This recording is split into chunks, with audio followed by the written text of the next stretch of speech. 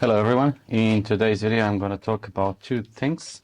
One is about dubbing, but not specifically this dubbing, but something that happens with dubbing.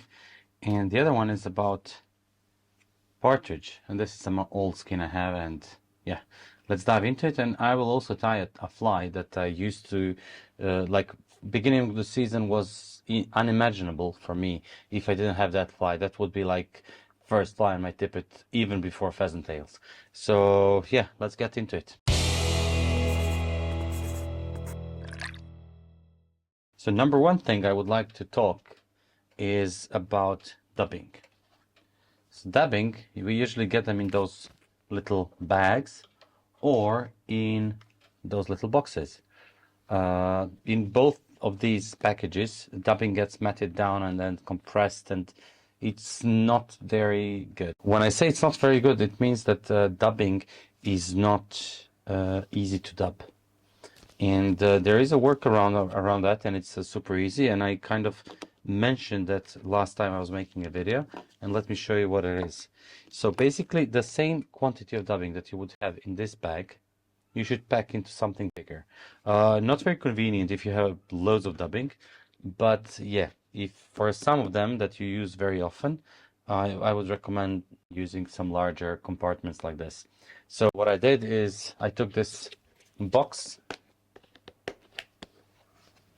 It has those removable slots, blue ones, and once I decided on the size of those little compartments, I used hot glue gun and I melted it down and then stuck those things so they cannot move. Although I think the plastic is kind of slippery, it won't hold for too much, but yeah, it's not going to do anything. Like I'm not opening it that often. So instead of using 1/3 of this space for this amount of dubbing, I will use well, obviously 3 times larger. And what I get by that is like this kind of not matted fluffy dubbing. You just need to drill some holes and that's all. I was using this part of this Swiss Army knife. I think it's called needle or whatever. So yeah, this one.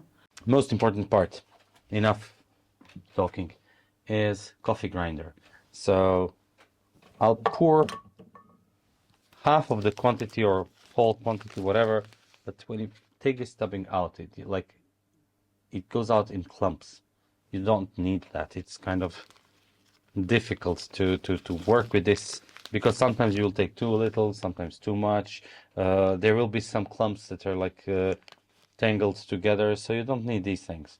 So I took all of it, and let me show you. So it still has the shape of the bag. Sorry for the noise, but after just one press, you already have something that looks much better. And a lot of hair is flying around, good for people with problems with breathing, I guess. So don't go too harsh on the button here, like just pulsate. So pulsate. And that's it.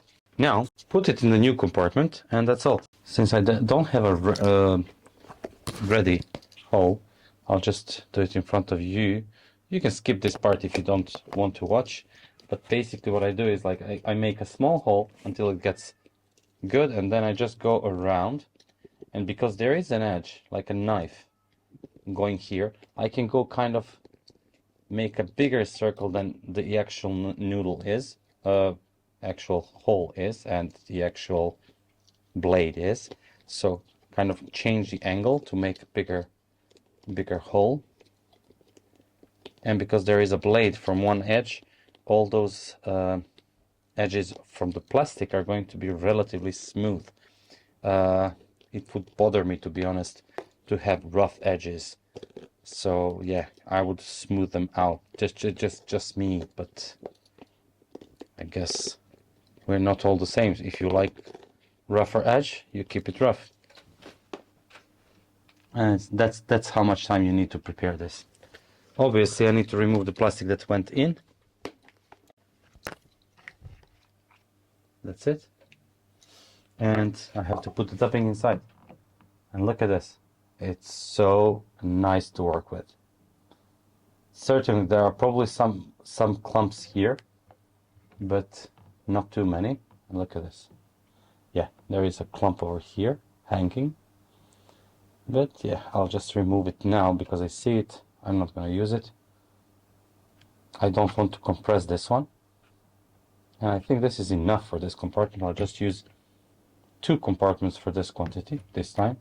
Now, another material I was talking about, I wanted to talk about, is Partridge. All those feathers that we get are usually not washed, meaning that they're like kind of dangerous to use, especially if you put them in your mouth sometimes. Guilty as charged. But more importantly, and I'm like super guilty, and yeah, look at this.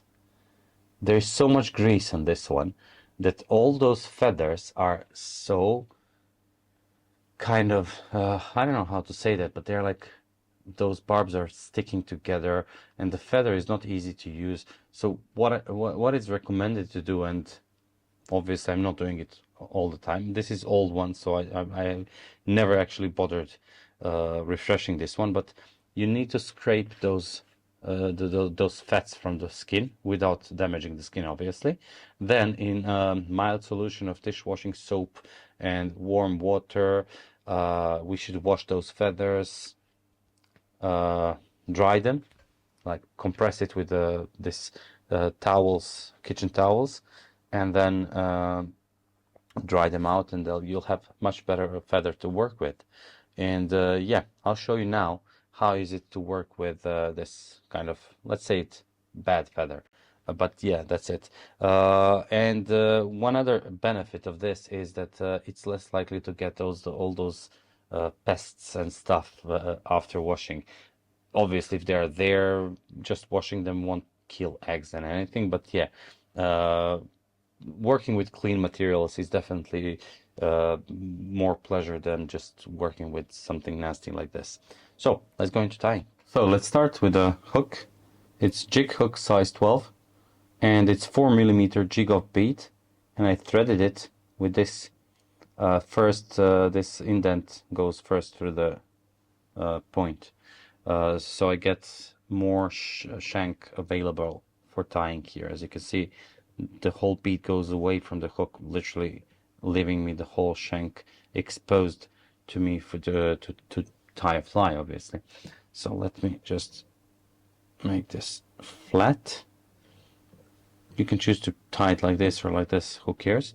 The important part is to push the bead near the eye, start the thread, and cover half of the hook, or more if you prefer, preferably with flat thread because it will create less bulk. You don't need too much bulk at this point. So I'll just go back, and now there are 2 ways that I know of to keep this bead in this place like this.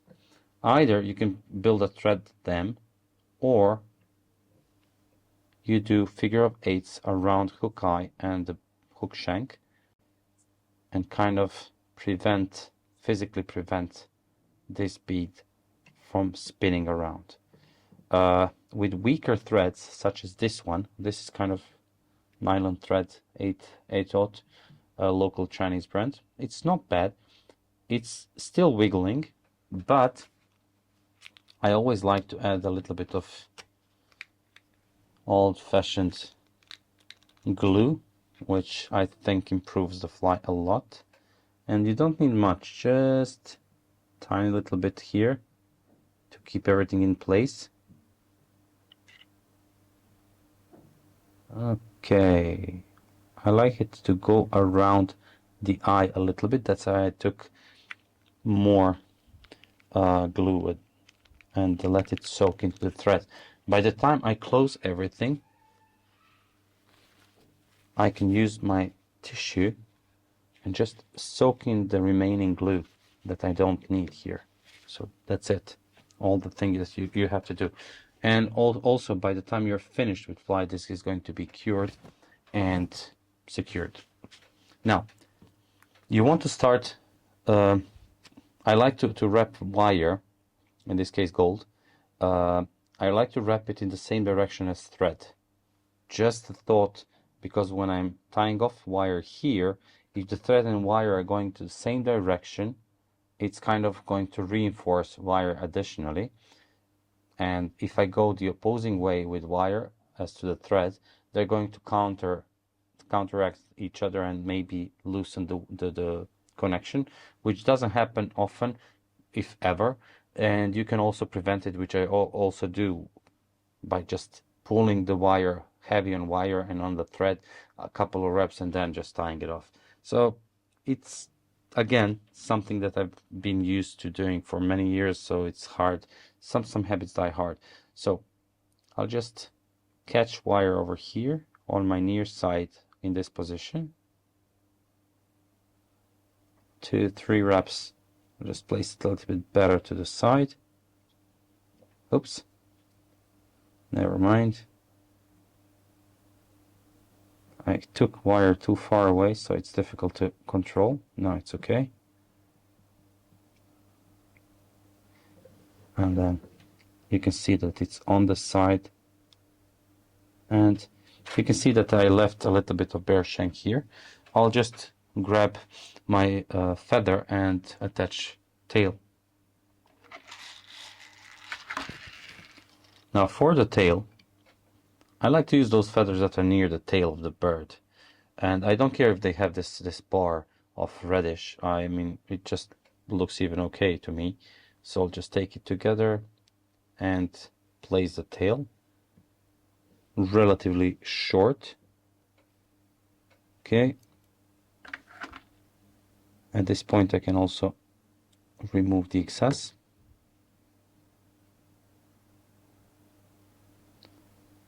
And see if everything is centered. Looks it is. Now, time to use some dubbing.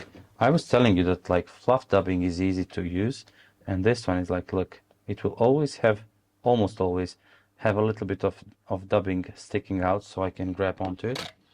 And when I take it out, it's already prepared. I don't need to fluff it out in my hands. That's why I like to do what I've the thing with the coffee grinder at the beginning of the video. So near the tail, dubbing goes thinner. As I advance, because I don't have some taper in the underbody, I can make taper on my dubbing, or the other way around. So whatever you prefer, more reps or less reps. But using this fluffed up dubbing is much easier than matted down one that's like all tangled up. You also don't need to make super neat dubbing noodle, because I mean, this is kind of rough fly. It's for the spring waters, and we all love them being buggy as possible. Now pressure here goes up, away from me a little bit. So I'm trying to have, look at this. So I go around and then up here. I was around and up. So I'm preventing this tail from spinning, which is completely not important at this point. I get a little bit of taper over here, and that's it. I'll go a little bit back because I want to tie in my partridge feather here at this thin part. Now, the reason why I use the wire from this side, because of the direction, is it goes directly away from the tails, and dubbing, I was dubbing in kind of this angle, and I'm using wire at slightly different angle, reinforcing, crossing everything. Let me go. Let me show you here. So I go 1, 2 reps, and then I tighten and move away the wire. I can move away to be parallel to the shank. And then after a couple of reps, I can helicopter everything. And I still have smooth foundation for the feather.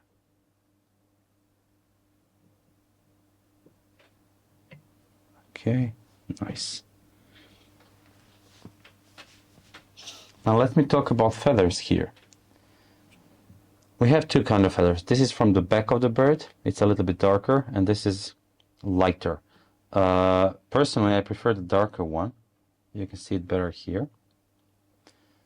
But I like to use for this fly the black and white one from the chest. You can decide whether you want to tie in by the quill end, but if you do so, the quill is too thick, and like after half a wrap you'll already occupy the whole space over here, so you will cross wrap the rachis and the feather will not be easily controlled. And the tip, you have to hold by the tip with your hackle pliers, is weak point here. So instead of doing that, you can always tie in by the tip.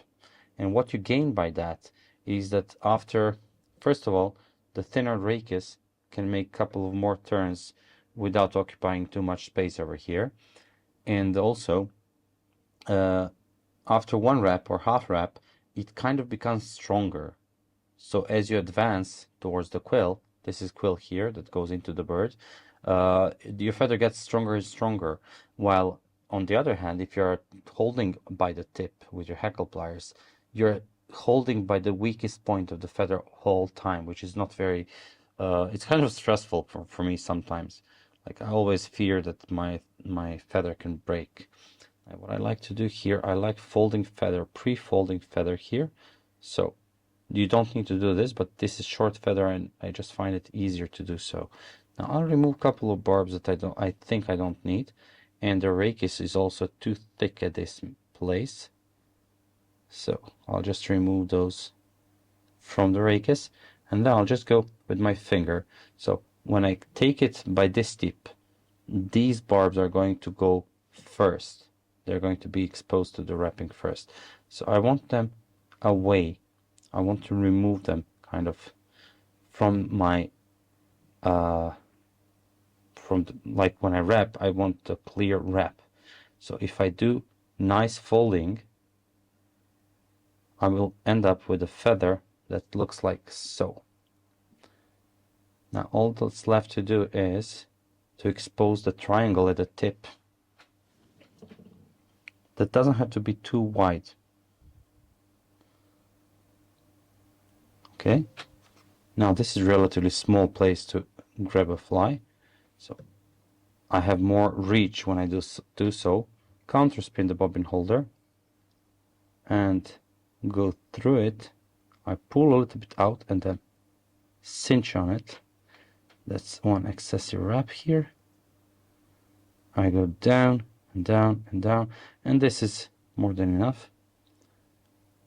I can even remove a couple of wraps. This is the one I don't need.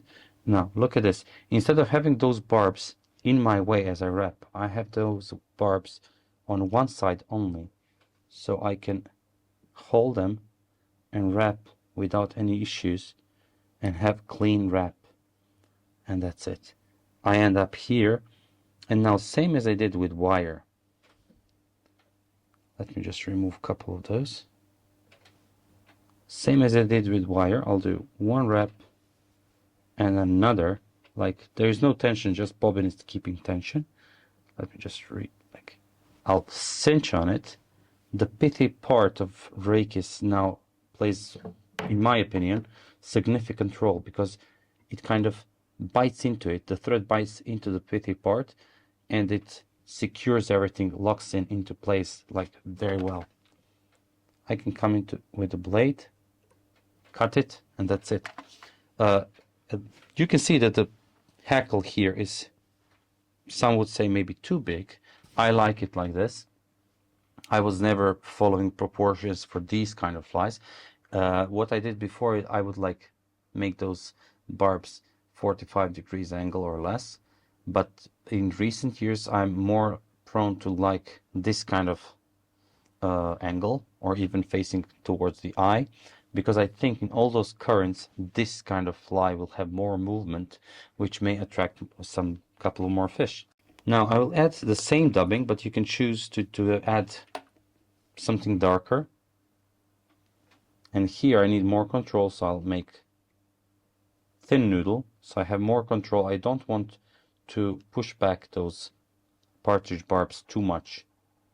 It's kind of usually inevitable if you want to cover all the black thread.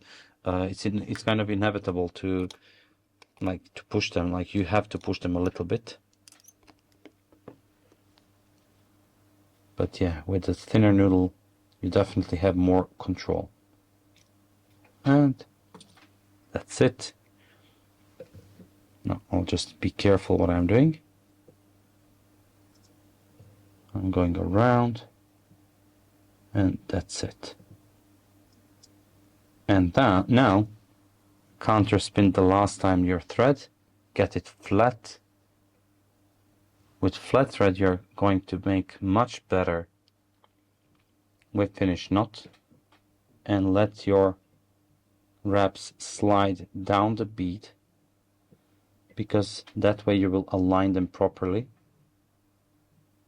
One, I usually like to make two. 1, 2, 3. First one was 4, this one is 3. Doesn't make much sense, but yeah.